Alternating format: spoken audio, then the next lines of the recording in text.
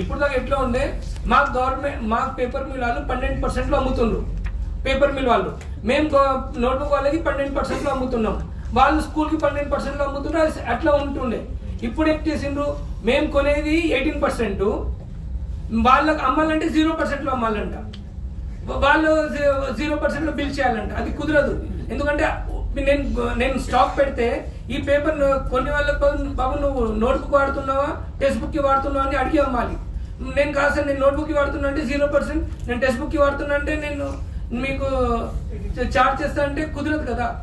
ఒక్కటే కౌంటరు ఒక్కటే పేపరు మీరే కొన్నప్పుడు మీరు వచ్చినాను అనుకోండి.